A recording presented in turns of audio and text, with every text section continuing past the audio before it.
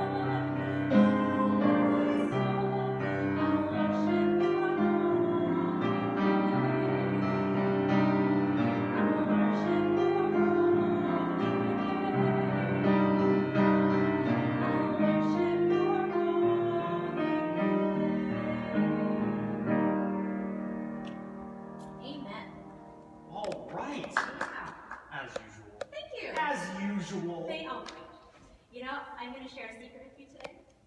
I started using this nasal spray because I thought I was really sick and I was scared that I could have had something I'm not supposed to have. So the doctor prescribed this nasal spray with steroids in it, and my nasal passages, I feel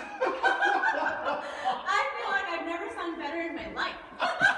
And I told Kevin, I feel like I can go lift a car. Or this piano. Or this piano. That will be a separate video. Yes, it will. Yes, it will. But anyway, yes, that's, yeah. What an opening. I know, I feel great. What an opening. I should just throw my transition out the window. No, don't do that. We want to hear yours. It's relevant. My transition was going to be from your song, how the Catholic Church talks about worshiping not just being inside the church at the pew, but through a lot of different ways, whether you're married, whether you're living a religious life, or as a worker in your work, giving glory to God through working hard and understanding the importance of your work, and having government, corporations, the economy support you as a worker, not vice versa, so that you are actually putting something in that dignifies your life in a system that cares about you. Yeah. And in Commonweal, one of my favorite Catholic Christian magazines, they were talking about how we are, as a society, finally dignifying the work of these essential workers. These people who are on the front lines every day, They are specifically talking about the supply chain, so grocery store workers, delivery truck drivers, people who are cooking all the food, farmers, nurses, people who are getting those supply chains for medical equipment and supplies continuing. How those, what we've now deemed essential workers, have always been essential, right? But the Catholic Church and sort of Catholic social theology talks a lot about this and has talked a lot about it for forever. Jesus talked a lot about work, talked a lot about the dignity of work, not being greedy, giving up what you can as charity, not stealing from your neighbor financially, sort of giving your neighbor what is due to them through work. The Bible talks a lot about protections of work all the time. It's actually a great sort of social doctrine on respect of the worker and respect of property and what you give in and take out. So popes throughout the last 250 years have really grappled with this, and Pope Leo XIII, in an encyclical Rerum Novarum, which he wrote in 1891 or something like that, talks specifically, he's the first pope to do this, talks specifically about protecting workers against systemic shocks, like COVID. He was talking about, in 1891, he was talking about industrialization, so all these workers not getting the respect they need based off these corporations taking advantage of them. But even now, right, during this systemic shock, we have a lot of workers who are out of work, who are not having the dignity they deserve, but also a ton of workers who are working super hard, more than usual, because these supply chains are disrupted. The economy was not prepared to take the foot off the pedal of gas and hit the brakes, and it was a car crash, essentially. Like, we basically crashed into a wall, the economy did. But this is an important time to not just remember a connection to your faith community, but to remember your personal connection to that worker struggling in the grocery store. Those nurses, those doctors, those teachers, those delivery truck drivers, those construction workers, everyone on the front lines whose work has been deemed essential, who we need to start showing regular, essential commitment to, I think. Maybe it's just because I live with two people who are deemed essential. My sister's a delivery food driver, so she wakes up at 2 a.m. and brings people food, and that is more so now something difficult to do than ever before, because you're walking into these stores and you're interacting with people, and it's gotten so much tougher. I was going to say, I absolutely know what you mean. I myself have, I live, well, I guess first responders are definitely essential too, right? But the time lost, there's the work that's put out there for first responders.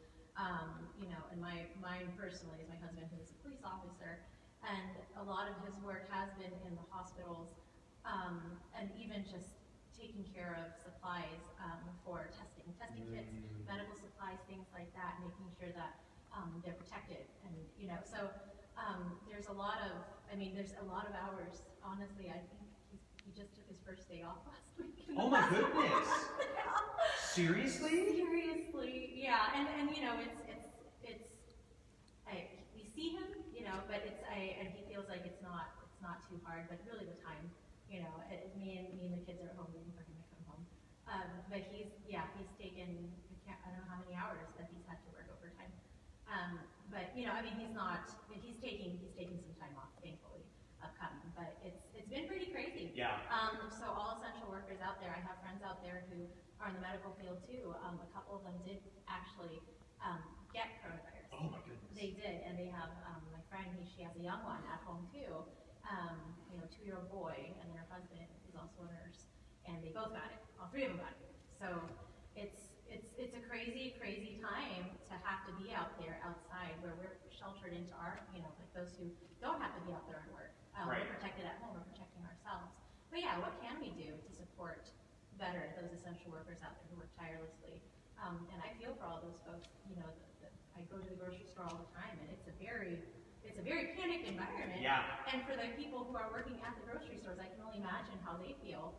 And Or delivering the people all who the delivery drivers, right? Still They going to are- houses, you know. Yes, my milkman, you know, how he feels. You're a milkman. My milkman, and are those who are dropping off supply, you know, our Amazon things that, you know, like we order things online, so Amazon drivers, food delivery people, Right. you know, so they're all actually very worried. Oh, Yeah, they're absolutely. very, very worried. They're masked up, they have their gloves on, they don't even knock on the door anymore, they just drop it right off. Yep. You know, so it's a very panicked time, and they have a very tough job to do, but they are essential to this world. So yeah, show them appreciation, support, pray for them. Always. And if they're stressed out, we live with them. Make them feel better. My other roommate brought my sister bouquets of flowers today. Oh. Because they both are essential workers, so Yeah. we're helping each other out, and we're trying to keep morale high. So Yes, it's tough. morale is probably really tough. Morale's low for me right now. I'm having Yeah. a tough time, but Yeah. but that's not important. What is important is to think about this, the COVID crisis, especially too after we've loosened restrictions and things, to not forget about the essentialness of these people and these workers. And if they're getting hazard pay right now or whatever, we need to remember that they kept us alive during this time. Yes. And Yeah. to work to say, you deserve more. You deserve more money. You deserve more higher living conditions. I mean, that's what the Catholic Church has preached for centuries. Yes. So we should continue that. That's the thought of the week. I think it's a good thing to keep in our thoughts and prayers over the course of the next couple weeks. Absolutely. And to not forget that the essential workers out there need us as much as we need them. Next week we'll be discussing something along those lines, but I was thinking for next week we could talk about sort of the healthcare system and what the Catholic world has been talking about in the healthcare system. So join us again next Saturday for another Thought of the Week, and don't forget to watch the Daily Reflections on Facebook and donate to the church if you can. Denise is going to play one out for us here. Okay. This one is called I Am Not Alone.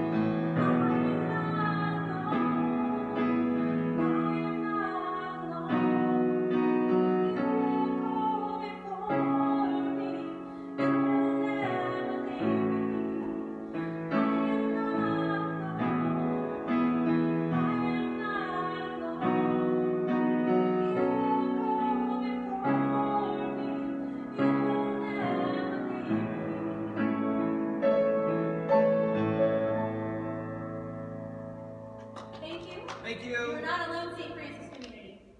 Stick with each other. That's right. God bless.